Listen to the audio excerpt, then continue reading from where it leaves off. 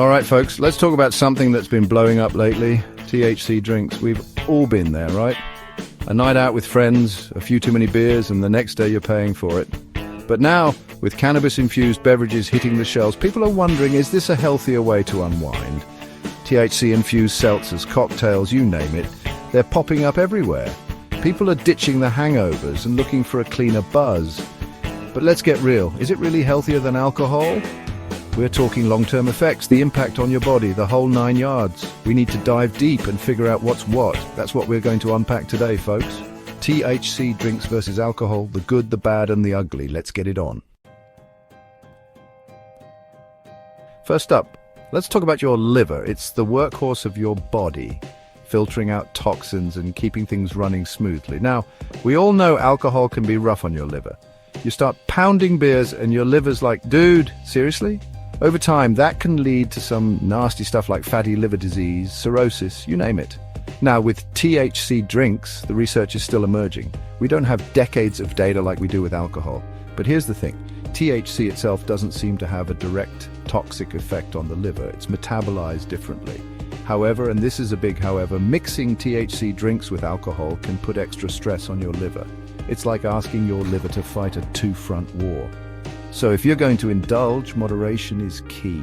Don't be chugging THC cocktails and chasing them with shots of tequila. Listen to your body, stay hydrated, and give your liver a break once in a while. Remember, folks, your liver is a vital organ. It's not something you can just replace like a car part. Respect the liver.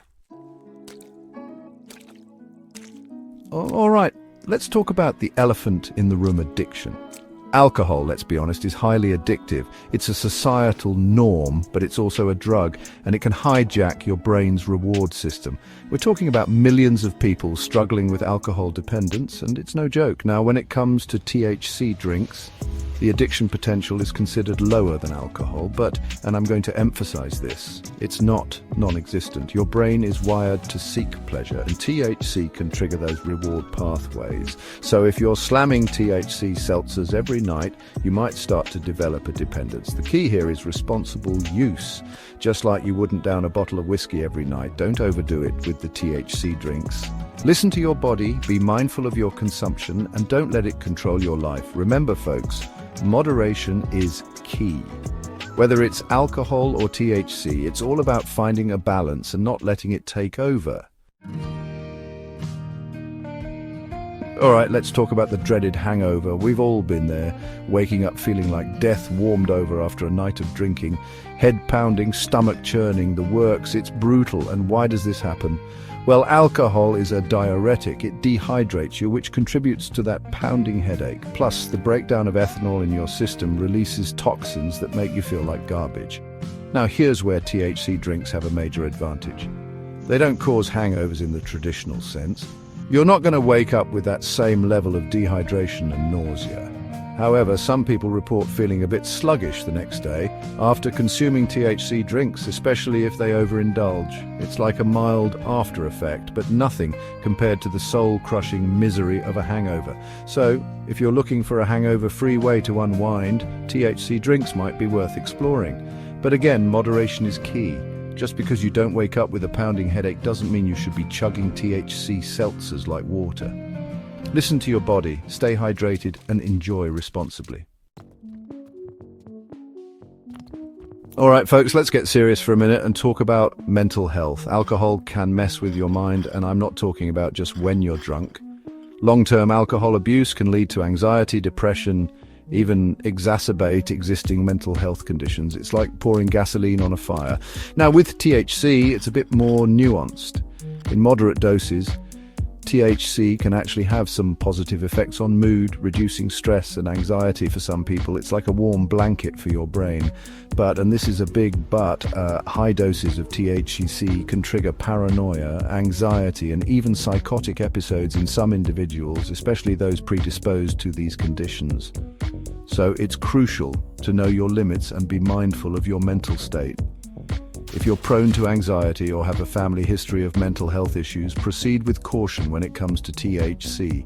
Start with low doses and see how your body reacts. And if you're experiencing any negative side effects, stop using it and consult a healthcare professional. Remember, folks, your mental health is precious. Don't mess around with it. All right, let's talk about how these substances affect your social interactions and your brain power. We all know alcohol can lower your inhibitions, making you say and do things you might regret later.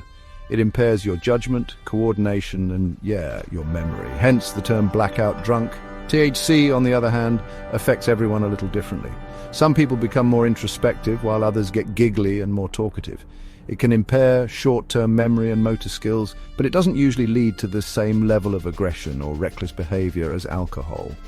You're less likely to get into a bar fight on THC, at least in my experience. However, that doesn't mean you should be driving or operating heavy machinery after consuming THC drinks. It's still impairing, and safety should always come first.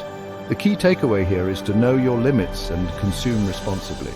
Whether you're sipping on a THC seltzer or a glass of wine, be mindful of how it's affecting your behavior and make smart choices. All right, folks, let's talk about the long game, the potential long-term health consequences of alcohol versus THC drinks. We know alcohol is linked to a laundry list of health problems: cancer, heart disease, liver damage, pancreatitis. The list goes on. It's like a ticking time bomb for your body. Now, with THC drinks, the research is still evolving since it's a relatively new product category. We don't have the same long-term data as we do with alcohol. However, we do know that smoking cannabis has been linked to respiratory issues, and there are concerns about potential cognitive effects with heavy long-term use, especially in adolescents. But here's the thing.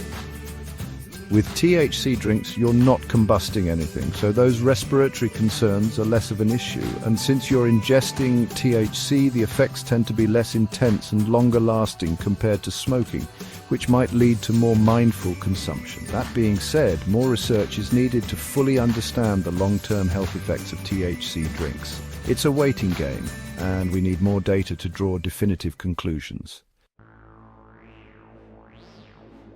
So folks, we've covered a lot of ground today. THC drinks versus alcohol. It's a complex issue with no easy answers. There are pros and cons to both, and ultimately the choice is up to you. But hey, it's an exciting time to be a curious consumer.